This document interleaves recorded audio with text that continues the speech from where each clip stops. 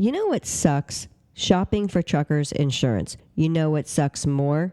Not having it. You want to know how to fix that? Call 800-347-5373 and let the trucking insurance experts at Rev help you get the coverage you need without breaking the bank. Rev specializes in providing insurance of all types to small fleet owners and independent owner-operators. Whether local, short haul, or long haul, Rev Insurance can get you covered at a price that fits your budget. From liability damages and cargo to workers' compensation and surety bonds, Rev has your back while you're out there on the road. Call 800-347-5373 or visit www.revinsurance.com. That's REVINSURANCE.com.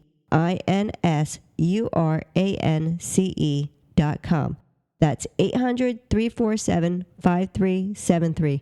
Rev Insurance knows truckers because they only work with truckers.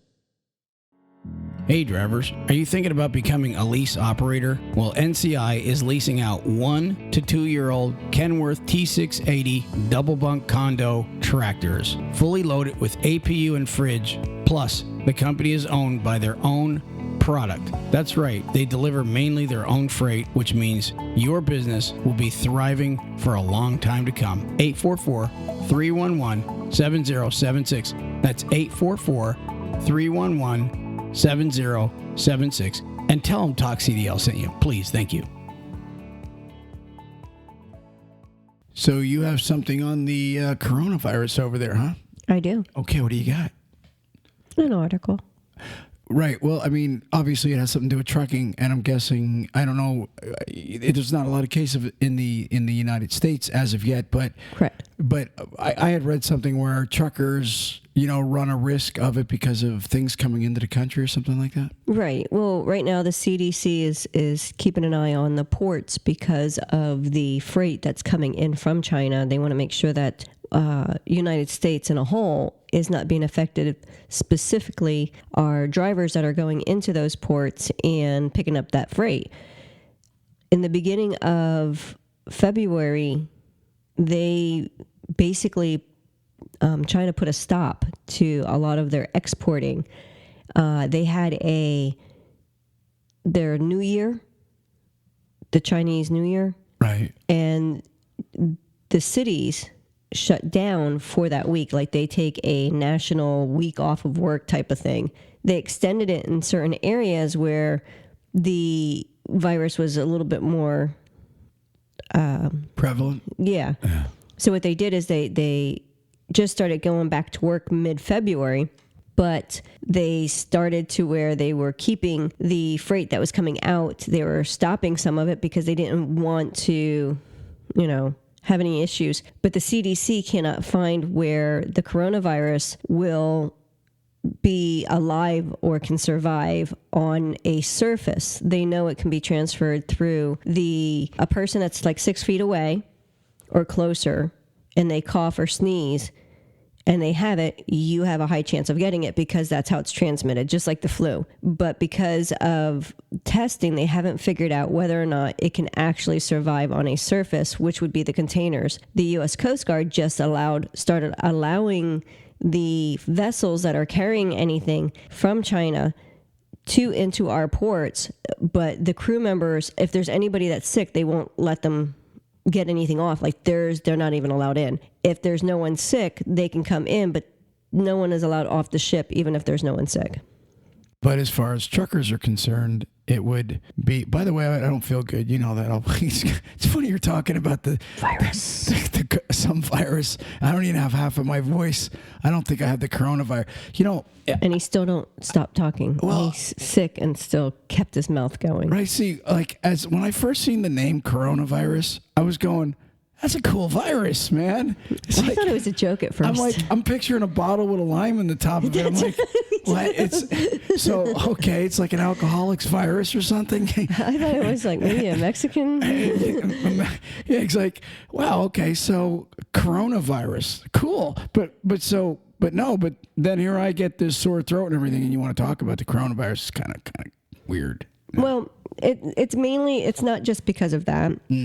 I read that before. They weren't trying to figure out if the coronavirus was actually, like you said, it can last on a surface. Like, I think, is it hepatitis? I don't know if you heard about it. In fact, I was actually had my annual doctor's visit last week, right? You know that because you're Ruth Ann.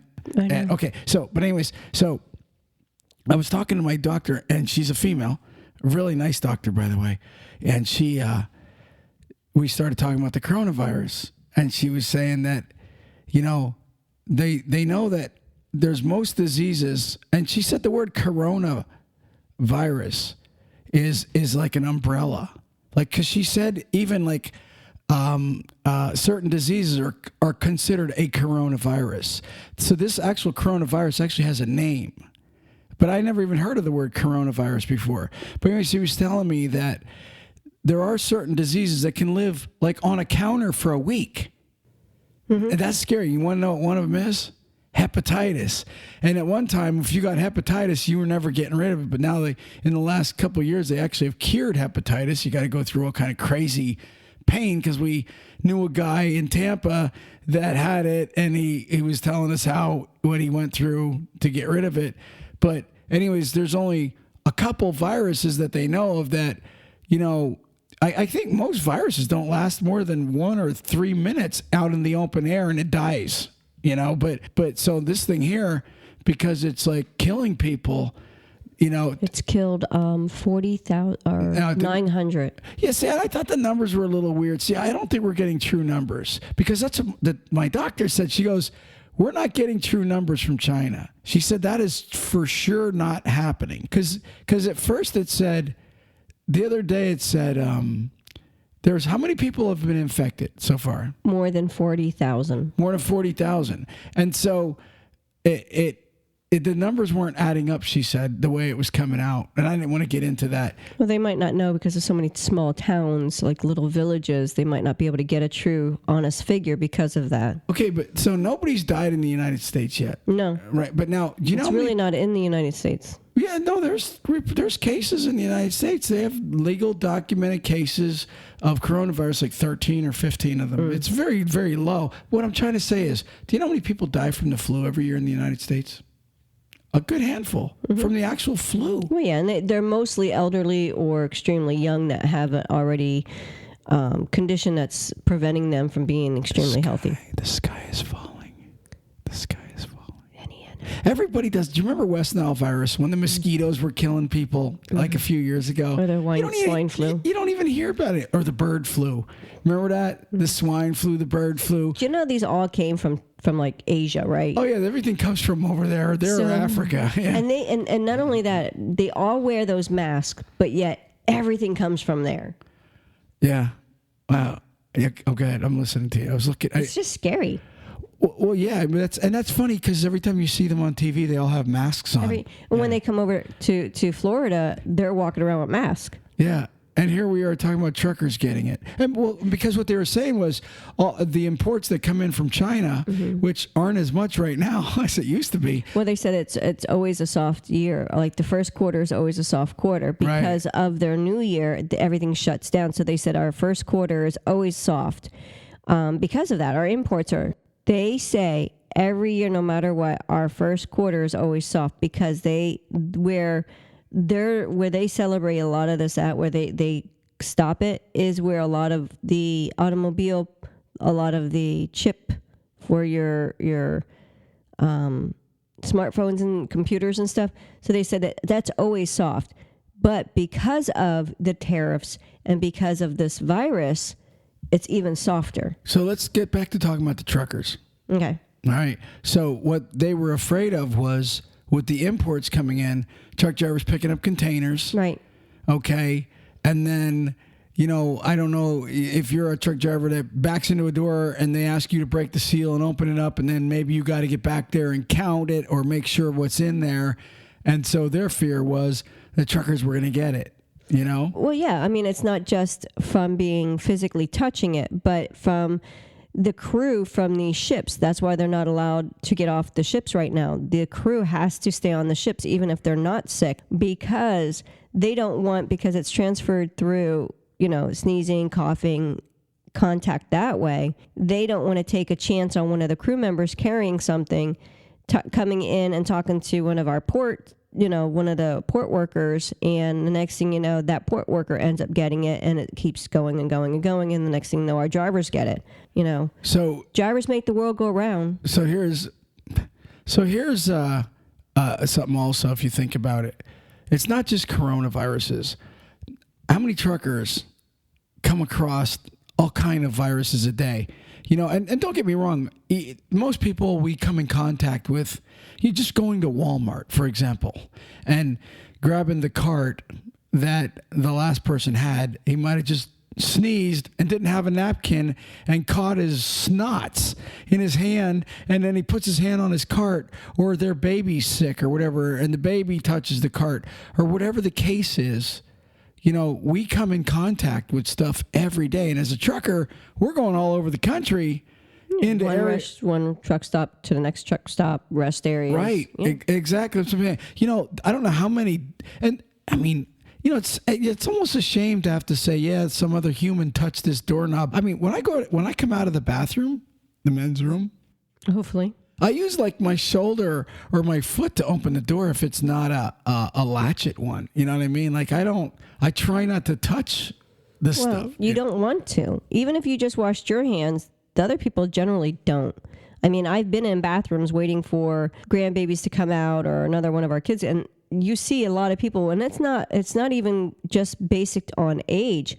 I've seen elderly, I've seen middle age, and I've seen young kids all walk out of that bath stall without even washing their hands and going right out. And Do you think most truckers carry hand soap, the sanitized hand soap? No, but I think they should. If you were trucking, would you have like a bottle of soap? Oh, you're darn right I would. Like in the cup holder. Oh yeah. Yeah. Yeah. We would be so sanitized. And then, here's the thing, and this is one of the reasons why I wanted to do this kind of pod, is because drivers, you need to watch out for yourself, because you also got to protect your family.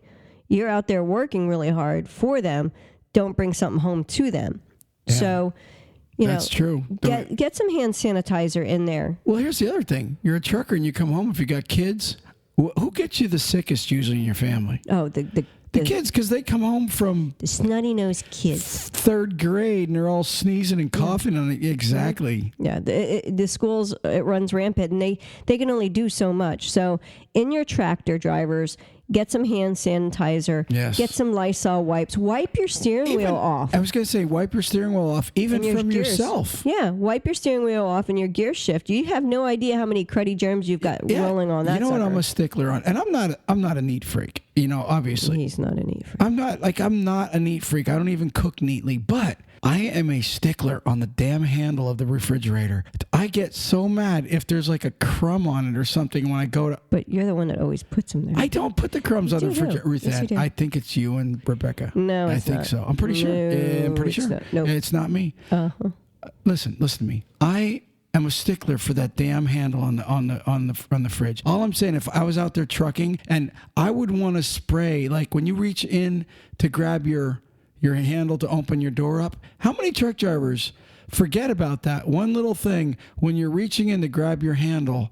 How many times do you realize that handle's probably got enough germs in there? And I'm not a germaphobe, but just think about it. The germs in there, germs on your steering wheel, germs on your stick shift, if you even have a stick shift these days. But the bottom line is... the gas pump. Yeah, I mean, just yourself alone. You do not know where that guy's hand was last time before he touched that gas pump. I'm just saying. Yeah, and I agree with you. It's one thing I do agree on. There's just so much, you don't realize how much stuff that transfers back and forth. And you know where they say one of the most where disease enters into your body realistically. Do you know what it is? Your eye. Your what? Your eye. Yeah. What'd you say? Ah. Ah. What's an ah? Your eye. I tried to add a little slang in there, like a little twang. Don't do that. I can't imitate accents. Okay, so it was your eye, like you itch your eye or you rub your eye because of that skin. They say that I guess it was on a doctor show. I heard that where if you rub your eyes and you have something on it, it's real easy to get sick, and you don't even know how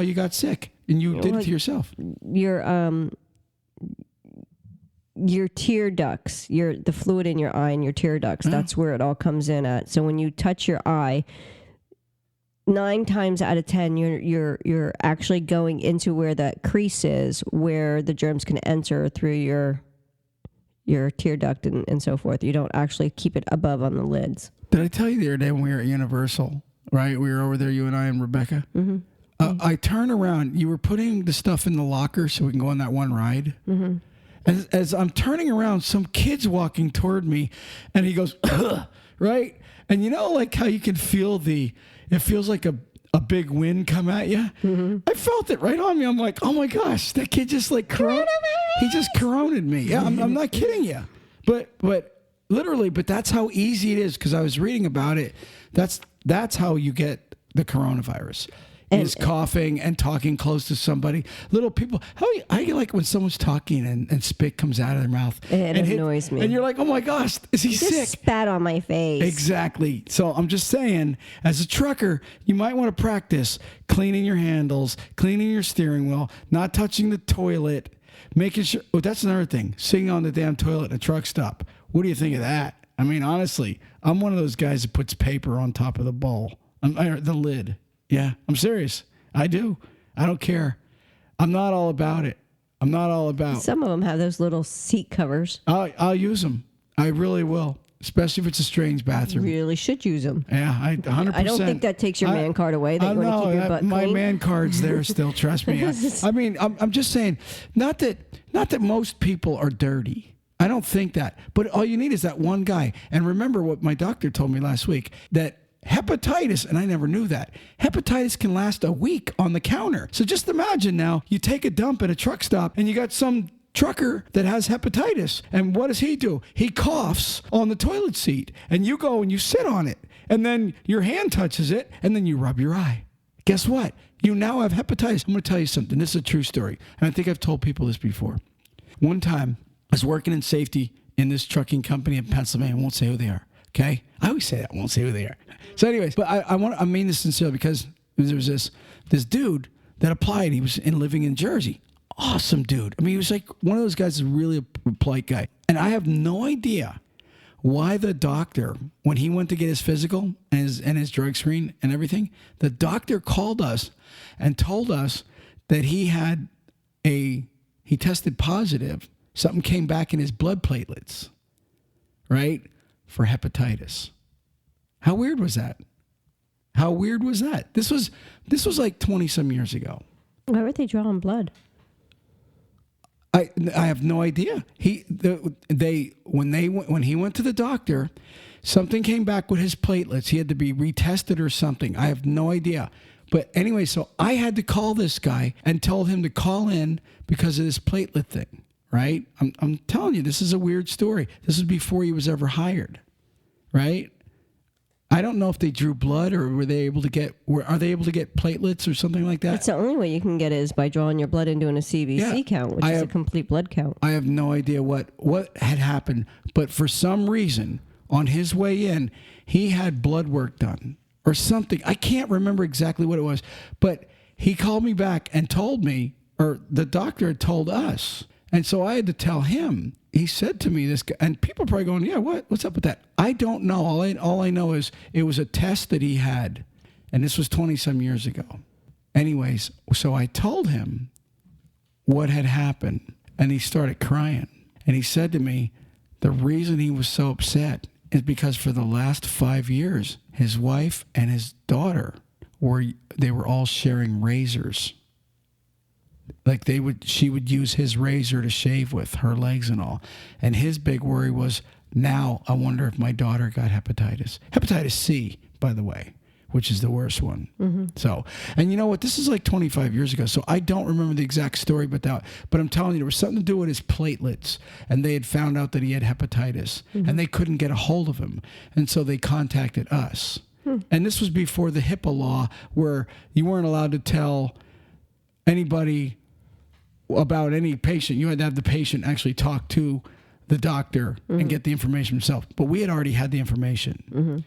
But anyways, so hepatitis, is that, what I'm getting at is that transferable, okay? And this truck driver, I never found out if indeed his wife and daughter were infected. Well, salmonella and Ebola, those are all survivors on countertops too, if I remember correctly. Well, and that's what, ironic you say Ebola. My doctor was talking about that. She said, man, I never want to go to Africa. She goes, that's like the worst thing you can get is Ebola, and it's, I'm telling you, just, there's some nasty stuff out there. And God help us if it ever breaks out in the United States. I think the bubonic, what's it called? The bubonic plague. Did that hit the United States? Mm. I know it hit. That's what they. It was like a world thing. It's wiped out millions. I mean, when you have like a what's that called, a pandemic or something like that, or what's it called? Pandemic. When you have something like that, it's all. That's why they. A lot of times we go, oh yeah, it's the media just blowing things up, because that kind of. To me, I always think, oh, the media's just trying to scare you to say, how like in Florida when they say hurricane, everybody runs and they run out and get all the plywood and all the water, right? Well, when you start saying, oh wow, West Nile virus, oh wow, truckers, watch out, oh watch this, watch that, right? Everybody goes out and they panic and they spend money on medicines and all kinds of crap. And you think it's a conspiracy, but when you think about it, through the history of time, there's been diseases that have sprung up. I think the measles wiped out a lot of people at one time. Yeah, that's Ring Around the Rosie, Pocket Full of Posies.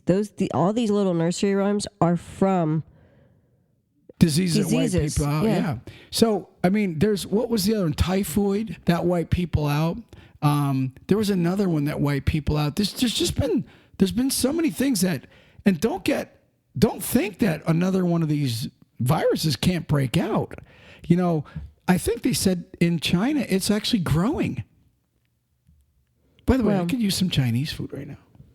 Well, I'm making teriyaki chicken. All right, that's cool. So when it comes to areas like China and stuff where it's growing, I mean, it can end up happening in the United States. But I think the one reason why stuff like that grows so bad over there is in certain villages, they have like no sewer system.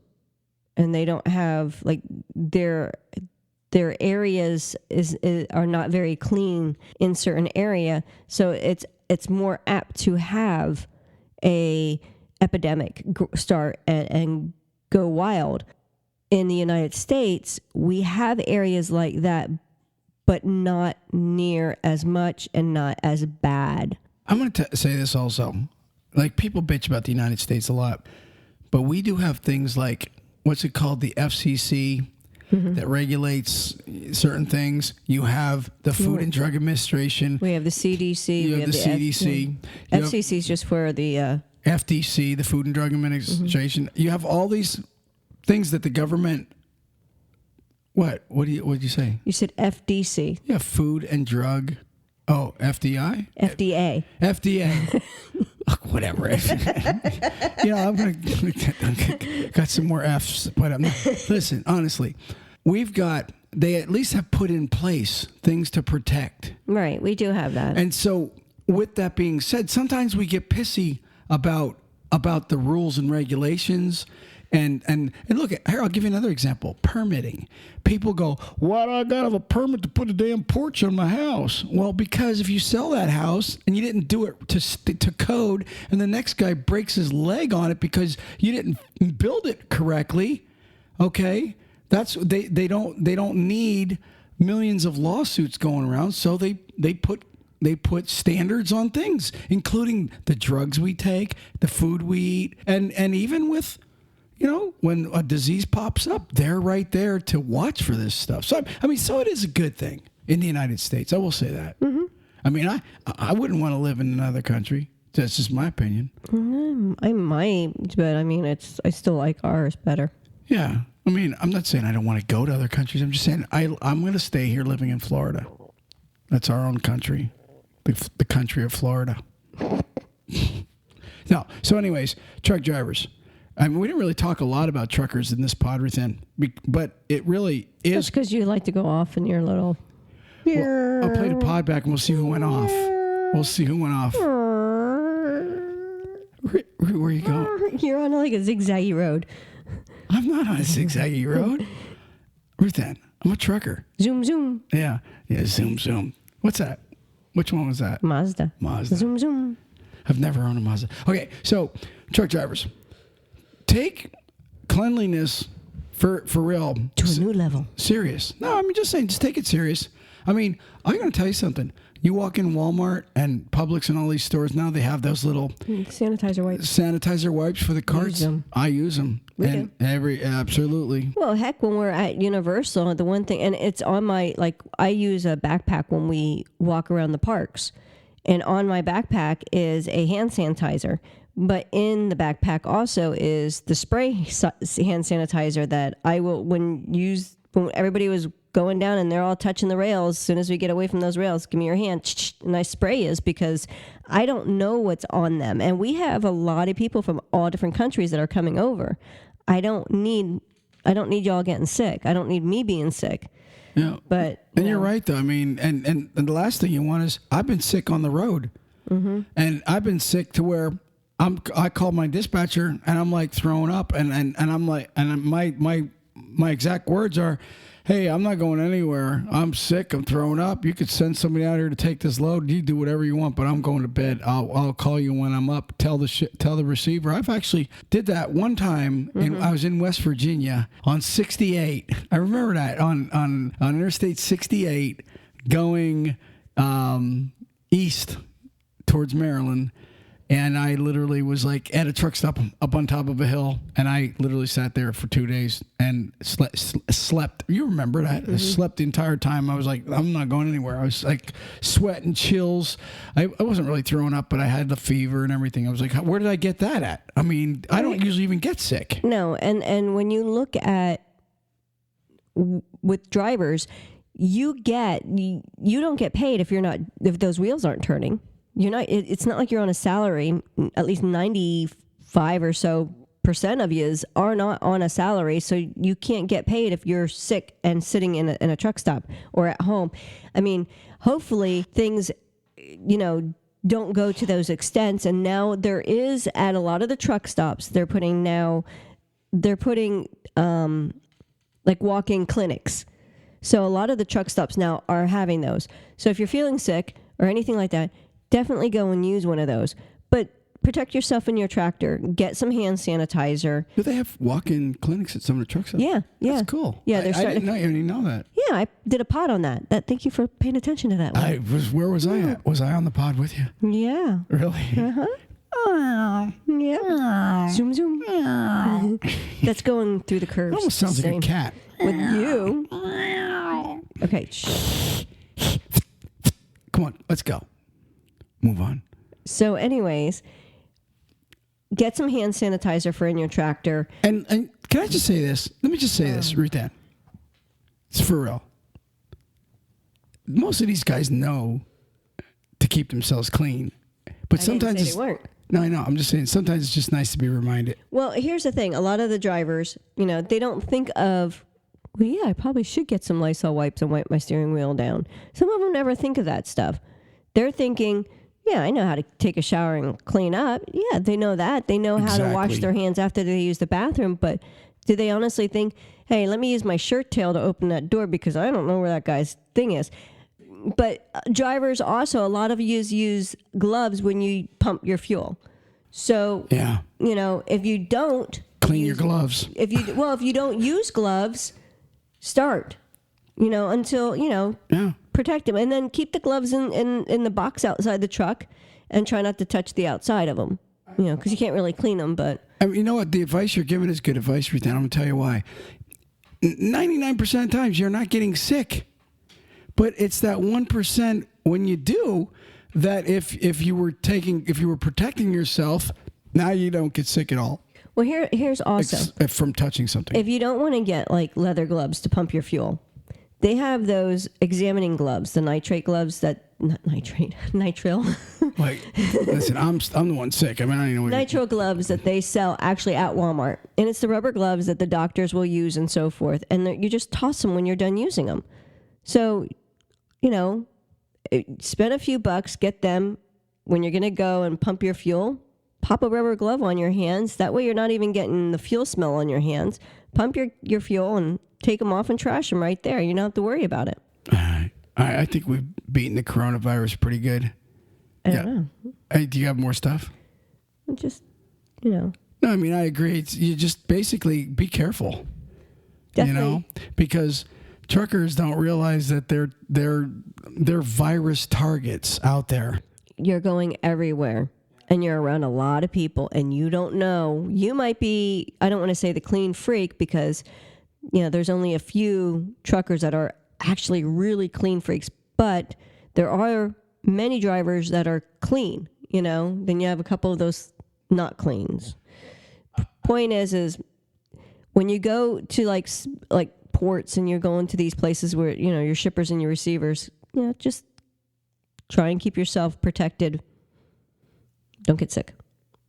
I agree 100%. I mean, like I said, I don't want to beat it anymore. I mean, I just know that it's just something that needs to be talked about. People kind of, and to be honest with you, I've been overlooking it myself, kind of just blowing it off, but you just never know. I mean, and we're in the flu season, so you know, we just all had some kind of sore throat thing here. So, anyways, let's wrap it up.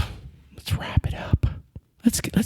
this up and get a really cool pod going. Peace. Praise the Lord.